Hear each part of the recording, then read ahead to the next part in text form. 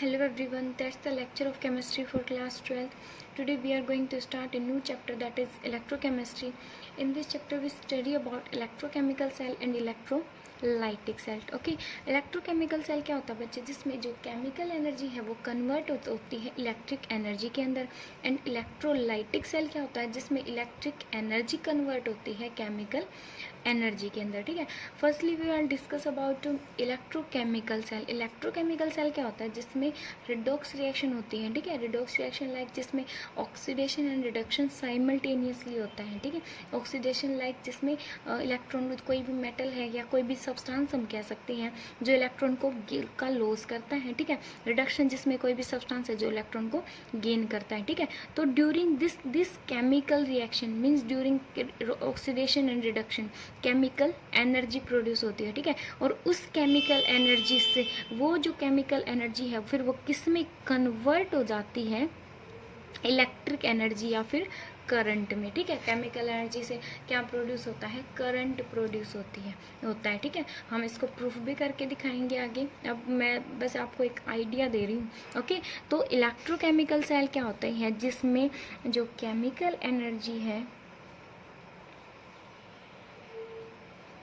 Convert होती है किसमें, इलेक्ट्रिक एनर्जी में. ओके, एंड सेकंड क्या है, इलेक्ट्रोलाइटिक सेल. इलेक्ट्रोलाइटिक सेल क्या होता है, जिसमें हमें पहले जैसे कि हमने कोई भी एग्जांपल लिया, for example NaCl.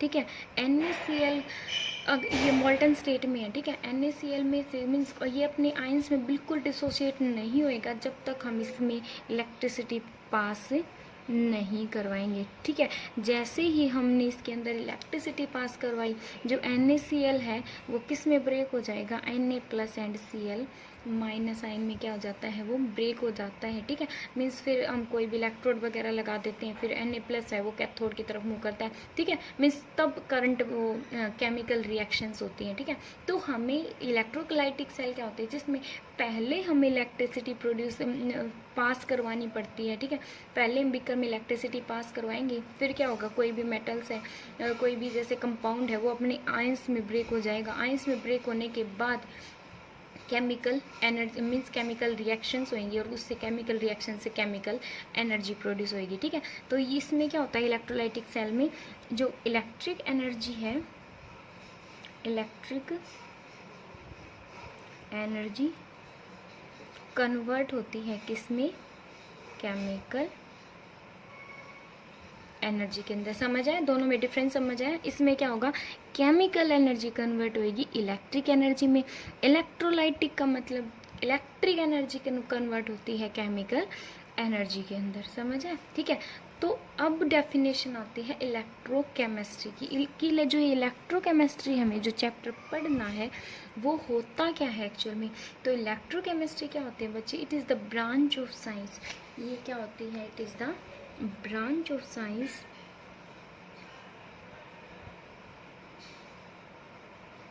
it is the branch of science branch of chemistry.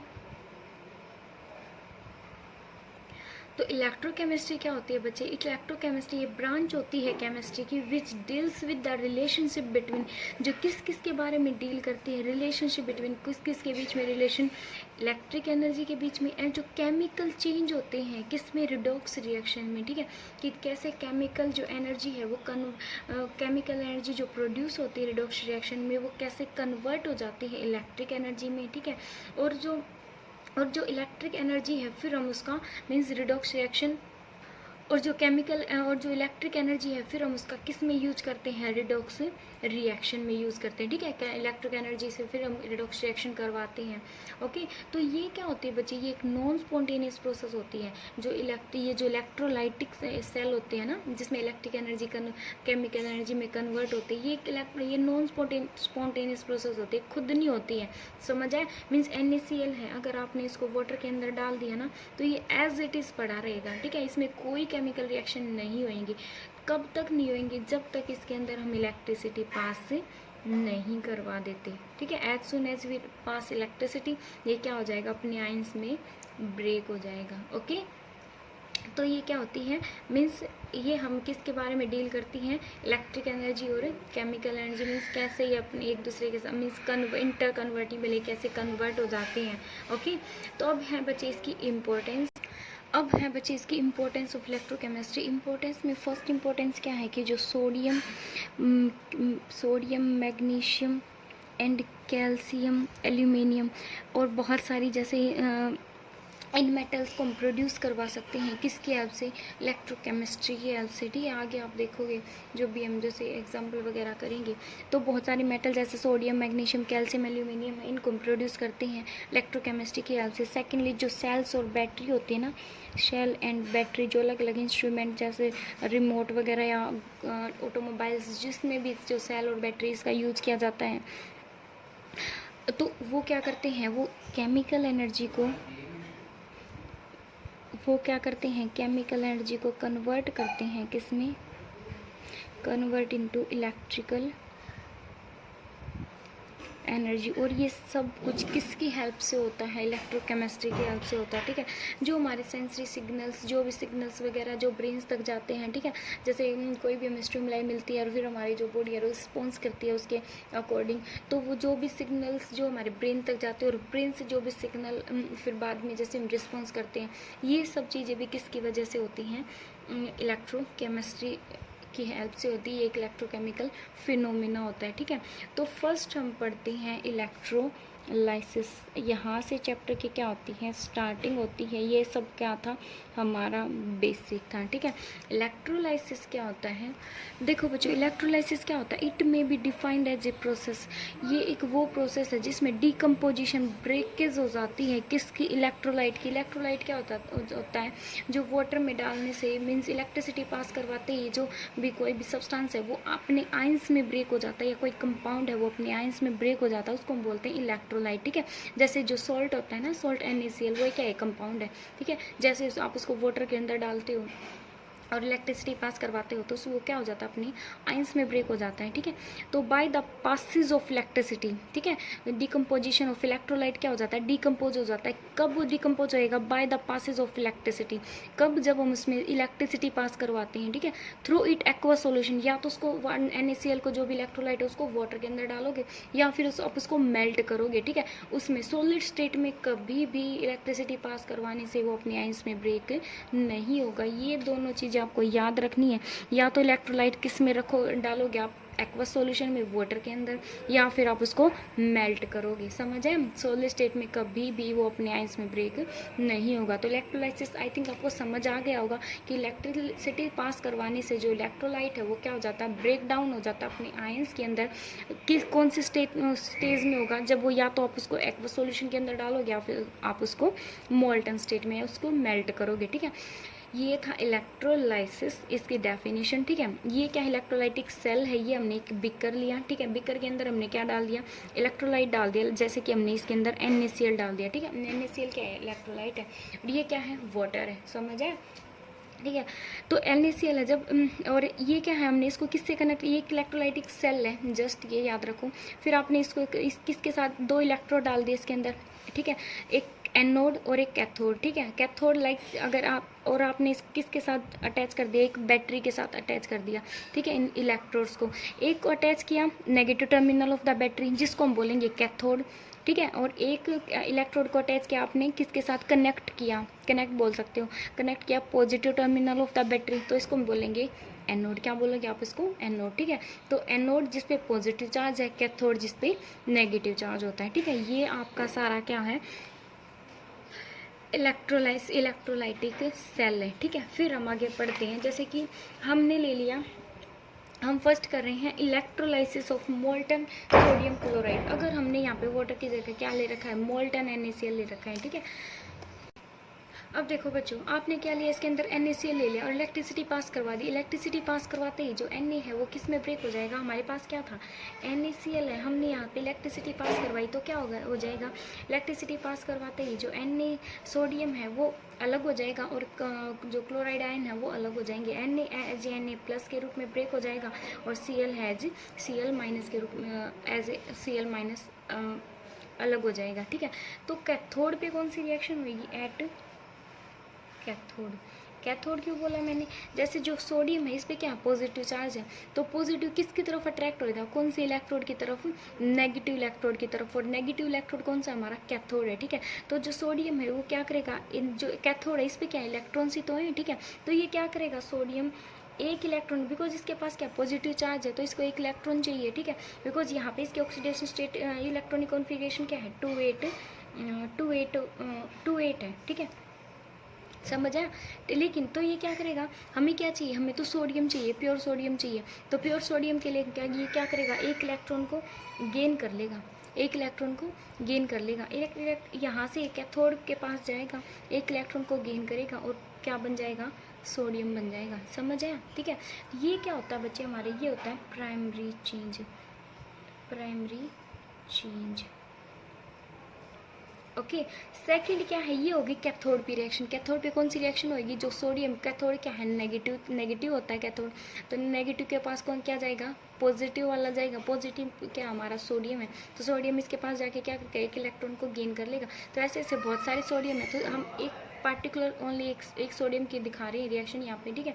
और एनोड पे, एट एनोड पे कौन सी रिएक्शन होगी, एनोड पे होएगी Cl, ठीक है। जो Cl नेगेटिव है, Cl नेगेटिव क्या करेगा, Cl नेगेटिव इसके पास क्या है, नेगेटिव साइन है, और कोई भी मेटल है वो अपने पे चार्ज नहीं चाहती है, ठीक है, वो स्टेबल होना चाहती है, वो चार्ज नहीं चाहती, तो चार्ज नहीं, ये क्या करेगा, एक इसके पास क्या है, नेगेटिव मीन्स एक इलेक्ट्रॉन एक्स्ट्रा है, तो ये क्या करेगा, एक इलेक्ट्रॉन का लॉस कर देगा, ठीक है, एक इलेक्ट्रॉन का क्या कर देगा, लॉस कर देगा, और किस फॉर्म में आ जाएगा, Cl की फॉर्म में आ जाएगा। लेकिन Cl क्या होती है, कि गैस होती है, तो ये Cl मीन्स कोई भी एटॉमिक फॉर्म में क्या है, स्टेबल नहीं है, तो क्या करेगी, एक दूसरा Cl, यहाँ पे तो बहुत सारे Cl आयन है, तो दूसरा Cl आएगा, ठीक है, वो फिर से एक इलेक्ट्रॉन को लॉस कर देगा, ठीक है, तो फिर ये फिर से क्या हो जाएगा, Cl हो जाएगा, Cl बन जाएगा।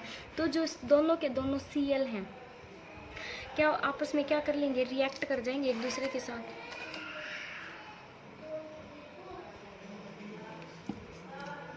एक बार ये समझो बच्चे, ये क्या है, प्राइमरी चेंज है, ये क्या है, प्राइमरी चेंज है, और ये क्या है, सेकेंडरी चेंज है, ठीक है। बिकॉज प्राइमरी चेंज ये स्टार्टिंग में क्या किया, जो Cl ने एक इलेक्ट्रॉन को लॉस किया और Cl बन गई, यहाँ पे इसकी कॉन्फ़िगरेशन क्या है, 2 8 7 है, मीन्स इसके पास एक इलेक्ट्रॉन की क्या है, इसके पास एक इलेक्ट्रॉन की कमी है, तो इसके पास हम इसको ऐसे लिख सकते हैं कि इसके पास एक इलेक्ट्रॉन की कमी, एक इलेक्ट्रॉन यहाँ पे शो कर दिया, तो दूसरा Cl आएगा, बिकॉज ये एटॉमिक फॉर्म में Cl जो है क्लोरीन गैस है वो स्टेबल नहीं है, तो दूसरा क्लोरीन आएगा, एक इलेक्ट्रॉन को लॉस करेगा और फिर से Cl बना देगा। इसकी भी इलेक्ट्रॉनिक कॉन्फ़िगरेशन क्या है, यहाँ पे Cl 2 8 7 है, इसके पास भी एक इलेक्ट्रॉन की कमी है, तो ये डॉट से शो कर दिया, ठीक है। तो ये क्या हो जाएगा हमारा सेकेंडरी चेंज। ये क्या है, ये भी यहाँ पे प्राइमरी चेंज है, एक ही बार चेंज हुआ है, यहाँ पे क्या है, 2 बार, ये क्या हमारा सेकेंडरी चेंज है, ठीक है।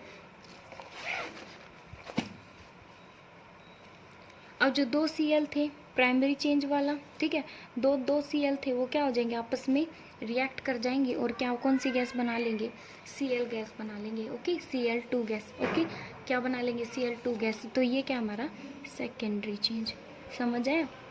अगर हम ओवरऑल रिएक्शन लिखें तो Na प्लस Cl क्या बन जाएगा, NaCl, बस यहाँ पे तो क्या Cl2 है, तो अगर हम इस रिएक्शन को बैलेंस करेंगे तो यहाँ पे Cl2 है, तो ये भी क्या हो जाएगा 2NaCl, और Na2 है, तो यहाँ पे भी हमें क्या लेने पड़ेंगे, 2Na, ठीक है। बिकॉज यहाँ पे इसने क्या किया, 2 इलेक्ट्रॉन्स का, आप इसको थोड़ा सा ध्यान से समझना, यहाँ पे ये क्या कर रहा है, जो दो Cl है, 2 इलेक्ट्रॉन्स को लॉस कर रहे हैं, तो इन्हीं 2 इलेक्ट्रॉन को ये 2 इलेक्ट्रॉन को लॉस कर रहे हैं, तो ये क्या करेगा, ये 2 इलेक्ट्रॉन को ही तो गेन करेगा, ठीक है, 2 इलेक्ट्रॉन को गेन करेगा, तो दूसरी Cl एक और Na होगा, एक इलेक्ट्रॉन को गेन करेगा और क्या बना देगा, Na, ठीक है, 2Na और प्लस Cl2 क्या बन जाएगा, 2NaCl, ठीक है, क्या बन जाएगा, 2NaCl, ओके। ये थी हमारी ओवरऑल रिएक्शन। फिर अगर हम ये लें इलेक्ट्रोलाइसिस ऑफ, अब क्या बचे, अब है electrolysis of aqueous solution of NaCl। Aqueous solution of NaCl means water के अंदर हमने क्या डाल रखा है, NaCl डाल रखा है वाटर के अंदर, ठीक है। तो NaCl, तो जैसे हम इलेक्ट्रिसिटी पास करवाएंगे NaCl किस में ब्रेक हो जाएगा, Na प्लस Cl आयंस के अंदर ब्रेक हो जाएगा। बट वहाँ पे आपको याद रखना है एक्वस सॉल्यूशन मीन्स जो वाटर है, वाटर भी तो अपने आयंस में ब्रेक होगा, वाटर किस में ब्रेक हो जाएगा, H प्लस OH आयंस के बीच में ब्रेक हो जाएगा, ठीक है। अब हमारे पास क्या है, पॉजिटिव आयंस कौन से हैं, Na+ एंड H+ आयंस हैं।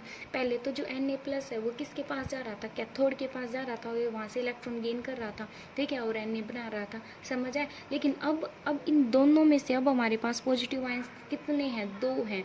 तो इन दोनों में से कन्फ्यूजन है ना, इन दोनों में से कौन सा जाएगा, समझ आया। और नेगेटिव आयंस कौन से हैं, Cl-, Cl- एंड OH। अब इन दोनों में से पहले तो जो Cl है, आपने देखा था ना, Cl एनोड के पास जा रहा था और एक इलेक्ट्रॉन को लूज कर रहा था, ठीक है। अब जैसे कि जो Cl है वो कहाँ जाएगा, Cl यहाँ पे जाएगा, एक इलेक्ट्रॉन को यहाँ पे दे देगा, ठीक है। और यहाँ पे Cl2 गैस है, वो एनोड से होते हुए क्या हो जाएगी, रिलीज हो जाएगी, दूसरा Cl आएगा, जो दोनों Cl क्या करेंगे, 2 इलेक्ट्रॉन को लूज करेंगे और Cl2 गैस बना लेंगे, और यहाँ से वो इलेक्ट्रॉन क्लोरीन गैस रिलीज हो जाएगी। अब लेकिन यहाँ पे क्या है, Na+ भी है और H+ आयंस भी है, ठीक है, दोनों हैं। तो उसमें से जो कैथोड के पास कौन सा जाएगा, ठीक है। अब देखो बच्चे, यहाँ पे समझने की ज़रूरत है कि जो कैथोड के पास वो जाएगा जिसका जो डिस्चार्ज पोटेंशियल है वो कम है, समझ आए, जिसका डिस्चार्ज पोटेंशियल कम है वो कैथोड के पास जाएगा। अब जो सोडियम और पोटाशियम में से जो हाइड्रोजन है, हाइड्रोजन का डिस्चार्ज पोटेंशियल कम होता है एज कंपैरिजन टू सोडियम, ठीक है। तो कैथोड पे कौन सी रिएक्शन होएगी, ये एज इट इज सॉल्यूशन में पड़ा रहेगा, ठीक है। तो कैथोड पे कौन सी रिएक्शन होएगी, H+ क्या करेगा, एक, बिकॉज इसके पास क्या पॉजिटिव चार्ज है, तो एक इलेक्ट्रॉन को गेन करके क्या बना लेगा, H बना लेगा, ठीक है, क्या बना लेगा, H बना लेगा, ठीक है। लेकिन H क्या हाइड्रोजन गैस इस H फॉर्म में, एटॉमिक फॉर्म में स्टेबल होती है, नहीं होती है, ठीक है। तो एक फिर से H+ आएगा, एक इलेक्ट्रॉन को गेन करेगा और क्या बना लेगा, H बना लेगा। H के पास क्या है, इसका एटॉमिक नंबर क्या है, 1 ही होता है, तो इसके पास एक इलेक्ट्रॉन की कमी है डबलेट पूरा करने के लिए, इसके पास भी एक इलेक्ट्रॉन की कमी है। तो ये होता है बच्चे प्राइमरी चेंज, ठीक है। और ये दोनों H+ हैं, ये H+, ये सेकेंड H, ये क्या बना लेंगे, H2 गैस बना लेंगे, इस टाइप से बनेगा, इनमें कोवलेंट बॉन्ड बन जाएगा, ठीक है। ये क्या बना लेंगे, H2 गैस बना लेंगे, तो ये क्या हो जाएगा, सेकेंडरी चेंज हो जाएगा, ठीक है। जो H2 गैस है वो कैथोड से होते हुए क्या हो जाएगी, रिलीज हो जाएगी, हमें हाइड्रोजन गैस मिल जाएगी। और एट एनोड, एनोड पे कौन सी रिएक्शन होगी, एनोड के पास क्या है, अब Cl- भी है, OH- भी है, इन दोनों में से कौन सा जाएगा, ठीक है, इन दोनों में से जाएगा Cl, बिकॉज Cl का जो डिस्चार्ज पोटेंशियल होता है वो कम होता है as comparison to hydroxide ion. तो Cl क्या करेगा, Cl- है, एक इलेक्ट्रॉन एक्स्ट्रा इसके पास, तो क्या करेगा, ये एक इलेक्ट्रॉन को लूज कर देगा, ठीक है, और इस क्या बना लेगा Cl। लेकिन यहाँ पे 287 है, एक इलेक्ट्रॉन की कमी है, मीन्स ये हमने शो कर दिया एक इलेक्ट्रॉन, ठीक है, किसके पास रिक्वायरमेंट है, नीड है इसको। तो सेकंड दूसरा Cl आएगा, वो क्या करेगा, इलेक्ट्रॉन को फिर से यूज़ कर देगा और Cl बना लेगा, लेकिन इसके पास भी एक इलेक्ट्रॉन की कमी है, ठीक है। तो ये दोनों Cl, ये क्या है यहाँ पे प्राइमरी चेंज। आई थिंक आपको प्राइमरी और सेकेंडरी चेंज में कन्फ्यूजन दूर हो गया होगा। ये क्या हो जाएगा, फिर ये दोनों Cl मिलके क्या बना लेंगे, Cl2 गैस बना लेंगे, बिकॉज ये ऐसे स्टेबल होता ही नहीं। आपको पता है कि जो कोई भी गैस होती है वो एज एटॉमिक फॉर्म स्टेबल नहीं होती। तो ये क्या हमारे पास ये हो जाएगा, सेकेंडरी चेंज हो जाएगा, समझ आया, ठीक है। अब जो सॉल्यूशन में क्या रह गया, देखो अब पीछे देखो एक बार कि यहाँ पे इस साइड से कैथोड से होते हुए तो कौन सी गैस जा रही है, हाइड्रोजन गैस, और यहाँ से कौन सी गैस चली जाएगी, Cl2 गैस। अब सॉल्यूशन में क्या पड़ा है, Na+ पड़ा है और OH- पड़ा है, ऐसे ही है ना। तो सॉल्यूशन में हमारा क्या रह जाएगा, Na+ प्लस OH दोनों रिएक्ट करके क्या बना लेंगे, NaOH बना लेंगे, समझ आया। तो लास्ट में हमारी क्या रिएक्शन बनेगी, ये सोडियम हाइड्रोक्साइड आपको कैसे मिलता है, जब आप इलेक्ट्रोलाइसिस करते हो aqueous solution of NaCl, means NaCl के अंदर को वाटर के अंदर डालते हो, ठीक है, और इलेक्ट्रिसिटी पास करवाते हो, तो क्या क्या फॉर्म होता है आपको, हाइड्रोजन गैस फॉर्म होती है, क्लोरीन गैस फॉर्म होती है, ठीक है, और क्या फॉर्म होता है आपको, सोडियम हाइड्रोक्साइड मिलता है। बहुत ज़्यादा इंपॉर्टेंट रिएक्शन है ये, ओके। तो आपको क्या क्या मीन्स हाइड्रोजन गैस फॉर्म होती है, क्लोरीन गैस फॉर्म होती है और सोडियम हाइड्रोक्साइड मिलता है, ओके। तो सोडियम हाइड्रोक्साइड, जैसे कि अब जब हमने इम्पोर्टेंस में पढ़ा था कि इससे हमें गैसेस भी मिलती हैं, हम इसको सोडियम भी मिलती है हमें इससे, और सोडियम हाइड्रोक्साइड भी मिलती है। सोडियम कैसे मिलती है, पीछे आपने देखा था सोडियम जो एक रिएक्शन करी थी, सोडियम यहाँ से आपको सोडियम ही तो मिल रही थी कैथोड पे, सोडियम यहाँ पे डिपोजिट हो जाएगी, समझ आए, ठीक है। अब देखो बच्चों, इम्पोर्टेंस ऑफ इलेक्ट्रोलाइसिस, इलेक्ट्रोलाइसिस की इम्पोर्टेंस में क्या बचे, इम्पोर्टेंस में क्या होगा, जैसे कि प्रोडक्शन ऑफ, जैसे आपको पता है हाइड्रोजन गैस प्रोड्यूस हो सकती है इससे, ठीक है, और प्रोडक्शन ऑफ क्लोरीन गैस आपने पीछे पढ़ा है, अभी जस्ट पढ़ा है हमने, ठीक है। और extraction of electrolytic extraction of sodium like sodium metal like sodium, potassium, magnesium, calcium, aluminium, ये भी हमें प्रोड्यूस हो सकती है इलेक्ट्रोलाइसिस करवा के, ठीक है। और फिर production of manufacture of heavy water manufacture हो सकता है, इसे बन सकता है, ठीक है। Electroplating of electrolytic refining of metal, जैसे आपको पता होगा कि जो सिल्वर है, सिल्वर के ऊपर गोल्ड की लेयर चढ़ा देते हैं ना, ऐसे होता है ना, सिल्वर जो चांदी होती है, चांदी के ऊपर गोल्ड का ऐसे बोलते हैं कि उसके ऊपर लेयर बना देते हैं, ठीक है। तो वो भी कौन सी प्रोसेस के द्वारा होता है, वो भी इलेक्ट्रोलाइसिस से होता है। कैसे होएगा वो, जैसे कि या आपने एक बिकर लिया, ठीक है, एक बिकर नहीं, हम इसको इलेक्ट्रोलाइटिक सेल बोलेंगे, ठीक है। इसके अंदर आपने क्या ले ली, इलेक्ट्रोड ले ली, ठीक है, 2 इलेक्ट्रोड ली, ठीक है, एक कैथोड और एक एनोड। ये क्या है, कैथोड है, और ये क्या है, एनोड है, ठीक है। कैथोड पे हमने क्या लिया, कैथोड पे हमने ले ली सिल्वर, ठीक है, कौन सी मेटल ली, सिल्वर मेटल ली। और यहाँ पे कौन सी मेटल ली, यहाँ पे हमने गोल्ड ले ली, ठीक है। और सॉल्यूशन हमने लिया AuCl का, ठीक है, गोल्ड क्लोराइड AuCl का हमने सॉल्यूशन ले लिया, समझ आए। तो इससे क्या होगा, जैसे हम इलेक्ट्रिसिटी पास करवाएंगे तो जो Au है वो किस में ब्रेक हो जाएगा, Au प्लस और Cl आयंस में ब्रेक हो जाएगा, ठीक है। जो Cl है वो तो इलेक्ट्रॉन, एक इलेक्ट्रॉन को क्या करेगा, एक इलेक्ट्रॉन को लूज कर देगा, और यहाँ से Cl2 गैस है वो रिलीज हो जाएगी। सो हमने यहाँ पे इसको बैटरी से भी कनेक्ट कर रखा है, ठीक है, ये भी आपको नहीं भूलना है, ठीक है। तो फिर क्या होगा, जो Au है वो क्या करेगा, एक इलेक्ट्रॉन को गेन करता रहेगा, ठीक है। ये क्या हमारे पास सिल्वर की मेटल है ना, ये सिल्वर की मेटल है, ये Au क्या करेगा, एक इलेक्ट्रॉन को गेन करता रहेगा और Au बनता रहेगा, गोल्ड मेटल बनती रहेगी, ठीक है, गोल्ड। और ये यहाँ पे इसके ऊपर क्या होती रहेगी, डिपॉजिट होती रहेगी, ठीक है। इसी टाइप से तो होता है कि जो अंदर तो क्या है, मेटल तो होगी सिल्वर की, और लेकिन हमें मीन्स कोई ऐसे इस टाइप से वो लेयर बना चढ़ा देते हैं कि हमें पता ही नहीं चलता कि जो ये मीन्स जो ज्वेलरी है वो गोल्ड की है, सिल्वर की है, समझ आए। तो वो कौन सी प्रोसेस के द्वारा होता है, वो इलेक्ट्रोलाइसिस प्रोसेस के द्वारा होता है, ओके। अब नेक्स्ट है बच्चे Faraday law of thermodynamics. Next क्या है, Faraday law of thermodynamics. First law पढ़ना हमें। फर्स्ट लॉ क्या कहता है कि the amount of chemical reaction, या अमाउंट ऑफ जितनी केमिकल रिएक्शन की जो अमाउंट है, या फिर आप इसको समझो मास ऑफ एनी सब्सटेंस, कोई भी सब्सटेंस का जितना मास है वो डिपॉजिट होता है, ठीक है। जो कोई भी गैस है, गैस डिपॉजिट होती है, जैसे जो सोडियम है, सोडियम मेटल डिपॉजिट हो रही थी कैथोड पे, या फिर जो गैस है वो लिबरेट हो रही थी एनोड से, ठीक है। तो जितना भी मास है किसी भी सब्सटेंस का वो डिपॉजिट होता है, ठीक है, या फिर लिबरेट होता है, ठीक है, किसी भी इलेक्ट्रोड से, वो किसके डायरेक्ट। तो फैराडे फर्स्ट लॉ क्या होता है बच्चे, कोई भी सब्सटेंस है वो डिपॉजिट होता है, ठीक है, या फिर वहाँ से जो भी गैस रिलीज होती है वो किसके डायरेक्टली प्रोपोर्शनल होता है, जितनी अमाउंट ऑफ इलेक्ट्रिसिटी हमने पास करी है वो उसके डायरेक्टली प्रोपोर्शनल होता है, ओके। तो लाइक जैसे अगर W हमने मान लिया कि जब W ग्राम ऑफ सब्सटेंस है वो डिपॉजिट होता है, ठीक है, जब हम कितनी इलेक्ट्रिसिटी पास करते हैं, Q इलेक्ट्रिसिटी पास करते हैं, ठीक है। तो W किसके डायरेक्टली प्रोपोर्शनल होता है, Q के, ठीक है। अगर हम प्रोपोर्शनलिटी इसको हटाते हैं इसका साइन तो क्या आ जाता है, कांस्टेंट आता है, आपको पता है। तो उसको मान लिया हमने क्या है, Z है, ठीक है। Z क्या होता है, कांस्टेंट ऑफ प्रोपोर्शनलिटी। Z क्या होता है, कांस्टेंट ऑफ प्रोपोर्शनलिटी, ठीक है। और आप इसको इलेक्ट्रोकेमिकल इक्विवेलेंट भी बोल सकते हो, ठीक है। अगर हमने मान लिया कि आपको पता है कि जो करंट है वो किसके इक्वल होता है, चार्ज बाय T, ठीक है। जितना चार्ज फ्लो हो रहा है, जितने टाइम में फ्लो हो रहा है, उसी को हम क्या बोलते हैं, करंट बोलते हैं, ठीक है। अगर हम चार्ज निकालें, ये क्या स्मॉल और कैपिटल में कोई डिफरेंस नहीं, मैंने यहाँ पे स्मॉल लिया है, ठीक है। तो अगर Q is equal to I into T, ठीक है।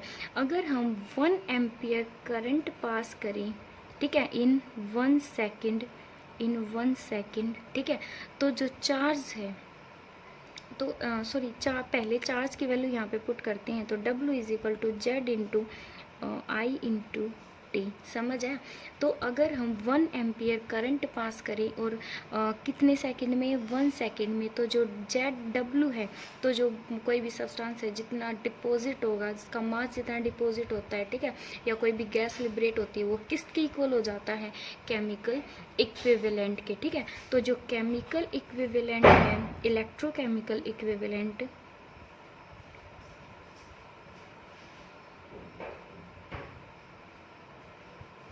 तो जो इलेक्ट्रोकेमिकल इक्विवेलेंट है ऑफ ए सब्सटेंस